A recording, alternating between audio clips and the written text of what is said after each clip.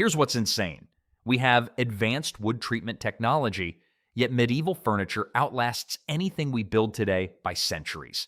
They had no power tools, no chemical preservatives, no factory precision, so why does their wood refuse to rot while ours crumbles? Ever wondered how a wooden chest from the 1300s can still hold your grandmother's quilts without falling apart? Well, medieval craftsmen knew something we're just rediscovering. They had one secret weapon that kept their furniture intact for 8 centuries: flaxseed oil. Sounds boring, right? But here's the thing. This wasn't just any cooking oil left over from dinner. Medieval artisans turned humble flax seeds into liquid armor for wood. They'd crush those tiny seeds and extract an oil so potent it could make oak planks laugh at centuries of rain, snow, and humidity. The process was surprisingly sophisticated for folks who thought the earth was flat. They'd heat the oil slowly, sometimes for days, until it reached the perfect consistency. Too thin? It wouldn't penetrate deep enough. Too thick? Good luck spreading it evenly with medieval tools. Here's where it gets interesting. Smart craftsmen never used linseed oil alone. That would be like wearing a cotton t-shirt in a thunderstorm, technically covering you, but missing the point entirely. Instead, they mixed it with pine resins, creating a cocktail that would make modern chemists jealous. Some added tar for extra waterproofing. Others threw in beeswax to help the mixture stick better. The Vikings even mixed in ground charcoal, turning their furniture treatments black as their reputation. But why did this work so well? Linseed oil doesn't just sit on wood's surface like a lazy houseguest. It soaks deep into the grain, filling tiny pores and cracks where moisture loves to hide. Once inside, it hardens into a flexible, water-repelling barrier that moves with the wood as it expands and contracts through the seasons. The application process required patience most modern DIYers lack. Medieval craftsmen would sand their wood smooth, and I mean smooth enough that splinters wouldn't dare show their faces. Then they'd apply coat after coat of their linseed mixture, sometimes up to 10 layers, letting each one cure completely. And here's the kicker. They knew it wasn't permanent.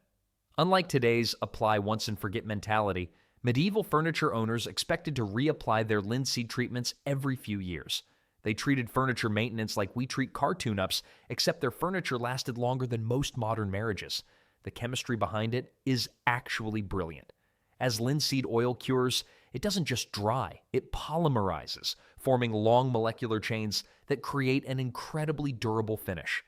Modern polyurethane wishes it could be this resilient. Evidence of this technique shows up everywhere once you know what to look for. From Norwegian stave churches to English manor house, panels properly treated medieval wood still outperforms furniture built last decade. Of course, linseed oil wasn't their only preservation trick. Medieval craftsmen had an entire arsenal of natural treatments that would make today's woodworkers reconsider their chemical-heavy approach. While linseed oil worked wonders, medieval craftsmen had another ace up their sleeves that was literally dripping with possibility: animal fat. Yeah, you heard that right. The same stuff your grandmother saved from Sunday roast wasn't just for cooking. Tallow, rendered from beef or sheep fat, became the unsung hero of wood preservation. Smart, right? These craftsmen discovered that animal fats created an incredible moisture barrier when rubbed deep into wooden surfaces. The fat molecules would seep into the wood fibers and essentially tell water to take a hike. But here's where it gets interesting. Medieval artisans weren't content with plain old fat. They were basically the world's first DIY chemists. They'd mix charcoal dust or wood ash into the tallow, creating what we might call medieval superfat. The charcoal added extra protection against insects and fungal growth, while the ash helped neutralize acids that could break down the wood. Think of it this way. If wood was a knight going into battle, animal fat was its chainmail armor. Not the fanciest protection, but absolutely reliable when you needed it most. The Vikings were particularly fond of this technique, and honestly, who's going to argue with Vikings about durability? They'd slather their tool handles, cartwheels, and ship components with this fatty mixture. One archaeological dig in Norway uncovered wooden implements that had been buried for over 600 years, still in remarkable condition thanks to their animal fat coating. Well, there was one tiny downside. In warmer weather, the fat could go rancid and smell like rotten animal fat. Imagine working in a medieval carpenter's shop during summer. probably not winning any air freshener contests, but the practical benefits far outweighed the aromatic challenges. Animal fat was everywhere in medieval Europe. Every butcher, every household, every farm had access to it. Unlike exotic oils or special treatments, this preservation method was as common as dirt and twice as useful. The fat also had an unexpected bonus feature. It slightly lubricated moving parts. Cart axles treated with tallow would turn more smoothly. Door hinges would creak less. It was like getting a 2-for-1 deal at the medieval hardware store. Some craftsmen would reapply the fat treatment seasonally, usually in late autumn before winter's harsh conditions set in. They'd warm the tallow until it became liquid, brush it on thick, then work it into the wood grain with rough cloths. Archaeological evidence shows this wasn't just peasant ingenuity either. Even wealthy households used animal fat preservation on their wooden furniture and fixtures. When something works, it works, regardless of your social status. Speaking of things that really worked, there was another preservation method that made animal fat look gentle by comparison, one that came straight from the forest itself. You know what medieval shipbuilders discovered that modern boat owners pay hundreds of dollars for? Pine tar. And boy, did they stumble onto something special. These crafty folks figured out how to extract this golden brown miracle worker through a process that looked like medieval chemistry gone wild. They'd stack pine wood in massive kilns, heat it slowly, and watch this viscous treasure drip out like nature's own waterproofing formula. The Vikings were absolutely obsessed with this stuff, and for good reason. Pine tar didn't just sit on top of wood like some lazy weekend warrior applying deck stain. Nope. This substance penetrated deep into the wood fibers, creating a moisture barrier tougher than a $2 steak. When those Norse shipbuilders slathered it onto their longboat hulls, they were essentially giving their vessels an immune system against rot, fungus, and those pesky wood-boring insects that could turn a proud warship into floating Swiss cheese. But here's where it gets interesting. The smell was absolutely unforgettable, and not in a good way. Walking onto a pine tar-treated Viking ship was like stepping into a pine forest that had been marinating in turpentine for months. Some sailors claimed you could smell a tarred vessel approaching from miles away, which probably wasn't ideal for surprise raids. The process itself required an entire community effort. Families would gather during specific seasons when the pine sap was running just right, building these enormous tar kilns that looked like medieval industrial complexes. Makes sense, right? They needed massive quantities because everything wooden got the treatment. Ship hulls, masts, rigging, even the oars. Archaeological evidence keeps proving just how effective this technique was. When marine archaeologists pull up medieval ship remains from cold northern waters, guess which parts are still intact? Yep, the pine tar-treated sections. Some of these wooden artifacts are so well preserved they look like they were submerged yesterday, not 8 centuries ago. The really clever part was how they applied it. These weren't amateur hour brush jobs. Medieval craftsmen heated the pine tar until it flowed like honey, then worked it into every crack and crevice with tools that looked suspiciously like modern paintbrushes. Multiple coats were standard practice, with each layer allowed to cure completely before the next application. Different regions developed their own pine tar recipes too. Some added charcoal dust for extra durability. Others mixed in animal fat or beeswax to improve workability. The Scandinavians became so famous for their tar that other European countries imported it specifically for their own shipbuilding projects. Well, pine tar wasn't the only substance medieval craftsmen discovered could work miracles on wood preservation. There was another natural material readily available in every medieval household that could make wooden furniture gleam while protecting it for centuries. Beeswax was the Rolls-Royce of medieval wood treatments. While your average peasant might slap some animal fat on their furniture and call it a day, the wealthy folks knew something special about those busy little bees. Here's what made beeswax absolutely brilliant. It didn't just protect wood, it made it gorgeous. Medieval craftsmen would warm the wax until it became pliable, then work it deep into the wood grain with cloths or bare hands. The result? Furniture that gleamed like a knight's polished armor. But wait, there's more to this sweet story. Unlike pine tar that smelled like a Viking's armpit, beeswax actually improved the atmosphere. Churches used it extensively on their wooden altars and pews. Nothing says holy sanctuary quite like furniture that smells faintly of honey instead of rotting timber. The science behind beeswax is fascinating.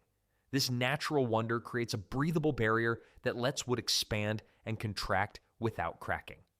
Modern furniture makers pay top dollar for similar properties in synthetic finishes, but medieval folks got it straight from nature's pharmacy. Medieval monasteries became beeswax processing centers. Monks discovered that mixing beeswax with small amounts of turpentine created an even better wood treatment. They'd heat the mixture in large cauldrons, stirring it like they were brewing some magical potion. And honestly, they kind of were. The application process was almost meditative. Craftsmen would apply thin coats, letting each layer penetrate completely before adding the next. Then came the buffing, hours of patient rubbing that built up layers of protection and shine. It was like giving wood a spa day that lasted centuries. Here's the kicker. Beeswax-treated furniture from the 1400s still exists today, and it's still beautiful. Cathedral treasuries across Europe house wooden artifacts that look like they were finished last month. That's 800 years of looking fabulous.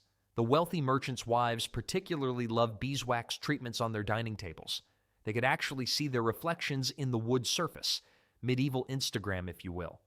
Plus, spilled wine wiped right off instead of staining the wood permanently. Beeswax had one quirky limitation, though. In extremely cold castles, it could become brittle and crack. Smart craftsmen learned to add tiny amounts of sheep's lanolin to keep the wax flexible during harsh winters. Problem solved with medieval ingenuity. The sustainability factor was incredible too. One healthy beehive could produce enough wax to treat an entire household's furniture for years. Compare that to modern synthetic finishes that require industrial manufacturing processes. Medieval furniture makers often combined beeswax with other treatments for maximum protection. They'd start with linseed oil for deep penetration, then finish with beeswax for beauty and water resistance. Well, speaking of combining treatments, medieval craftsmen had some truly bizarre methods up their sleeves.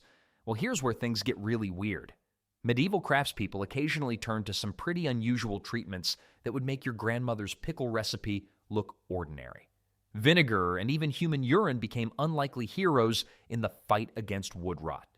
Now, before you wrinkle your nose too much, let me explain the method behind this madness. These acidic solutions worked like medieval wood pickling. And yes, the comparison to your favorite dill pickles isn't accidental. The acid cleaned deep into the wood grain, killing off mold spores and deterring those pesky wood-boring insects that could turn a beautiful oak chest into sawdust. The process was surprisingly sophisticated for its time. Craftsmen would first soak wood planks in vinegar baths for several days, sometimes weeks, depending on the wood thickness. Think of it as marinating, except instead of making dinner tender, they were making furniture immortal. The acid penetrated every fiber, creating an environment where rot simply couldn't take hold. But here's the kicker. They didn't stop there. After this pungent bath, workers would follow up with protective coatings of oil or tar. Makes sense, right? You can't just pickle wood and call it a day.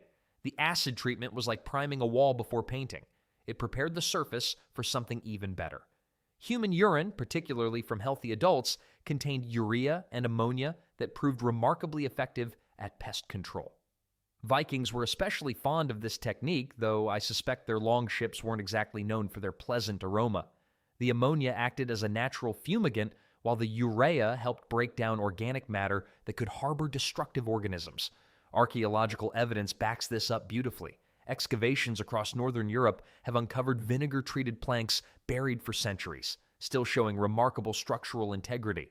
Some medieval barn foundations in Scandinavia, treated with these methods, remain solid enough to support modern construction equipment. The smell, however, was absolutely notorious. Historical accounts describe workshops that cleared out entire neighborhoods during treatment seasons. One 15th century guild record mentions craftsmen receiving extra wages for enduring the great stench of preservation work. Apparently, even medieval people had their limits. What's fascinating is how resourceful these techniques were. Vinegar came from wine and ale production, waste products that would otherwise go unused. Urine was, well, abundantly available and completely free. These craftspeople turned everyday waste into powerful preservation tools, showing an environmental consciousness that put some modern practices to shame. The chemistry actually worked better than many expected. The combination of acid cleaning followed by oil sealing created a two-stage defense system that could last decades without reapplication. Some monastery furniture treated this way survived over 400 years of continuous use. But the real game changer wasn't soaking wood in questionable liquids. The most effective medieval preservation technique involved something much more dramatic: controlled fire and smoke that transformed wood at the molecular level. Here's something that sounds almost too simple to work, but medieval craftsmen figured out that controlled fire was their secret weapon against wood rot. They discovered that by carefully smoking or lightly charring their timber, they could create a protective barrier that would outlast kings and kingdoms. The process wasn't just tossing wood into a bonfire and hoping for the best. No, these guys had technique. They built special smoking chambers or dug pits where they could control the heat and smoke exposure. Too much fire, you'd end up with kindling instead of furniture. Too little, the wood remained vulnerable to every hungry termite and moisture problem in medieval Europe. What actually happens during this process is fascinating.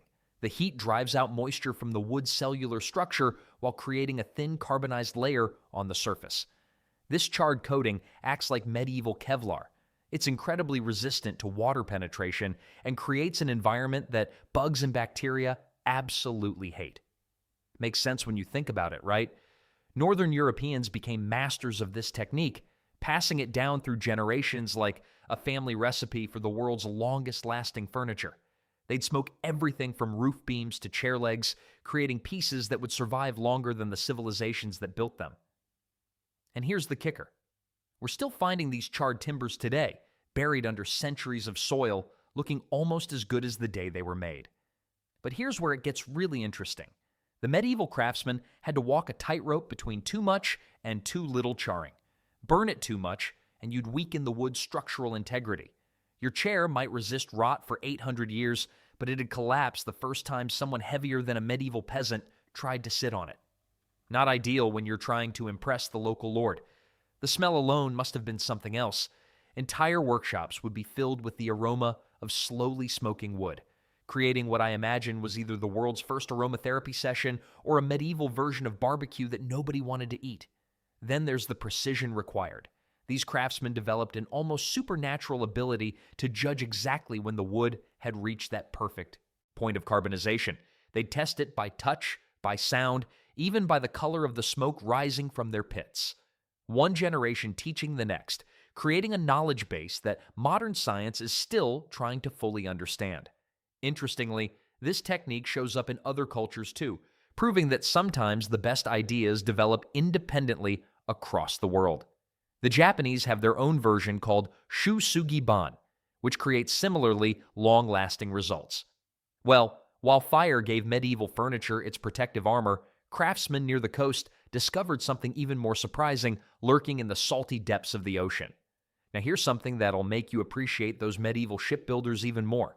They discovered that soaking their precious timber in salt water wasn't just about getting it wet. It was like giving wood a protective vaccination against decay. The process sounds almost too simple to work. Craftsmen would drag freshly cut logs down to the harbor and let them sit in seawater for weeks, sometimes months. But here's the brilliant part. Salt doesn't just season your dinner. It creates an environment where the bacteria responsible for wood rot simply can't survive. Think of it as medieval meal prep, except instead of preserving meat, they're preserving oak beams that need to last through decades of ocean storms. The salt crystals work their way deep into the wood fibers, creating tiny pockets of preservation throughout the entire piece. Coastal communities had a massive advantage here. While inland furniture makers were experimenting with pine tar and animal fats, seaside craftsmen could literally walk their timber down to nature's own treatment facility. Free of charge, available 24/7. Well, almost free. The catch was time and labor. Moving heavy logs in and out of tidal zones required serious manpower. Plus, timing mattered enormously. Leave the wood too long, and you'd get waterlogged timber that took forever to dry properly. But when done right, the results speak for themselves. Some of the best preserved medieval artifacts we found are dock pilings and ship components that spent their working lives surrounded by salt. Archaeologists regularly uncover 1,000-year-old wooden structures from coastal sites that look like they were built yesterday. The weird part is how selective this preservation method was geographically. Viking shipbuilders in Scandinavia mastered saltwater curing to perfection. Their longships, built with salt-soaked oak, could survive decades of brutal North Sea conditions. Meanwhile, landlocked furniture makers 300 miles inland never had access to this technique. Makes sense, right? You can't exactly haul a dining table to the coast for a month-long salt bath when the nearest ocean is a week's journey away. Here's where it gets really interesting, though. Medieval port cities didn't just use this method for ships. They applied it to their entire wooden infrastructure, harbor buildings, waterfront warehouses, even residential furniture in coastal towns benefited from timber that had been given the saltwater treatment. The process created a kind of wood preservation hierarchy. The finest pieces, those destined for important buildings or valuable ships, got the full saltwater cure. Lesser items made do with whatever inland treatments were available. But here's the kicker. This wasn't just about practicality. Salt-cured timber developed a distinctive appearance and even smell that became associated with quality craftsmanship. Owning furniture made from salt-treated wood was like having a luxury car today. And that brings us to something even more fascinating about medieval preservation techniques.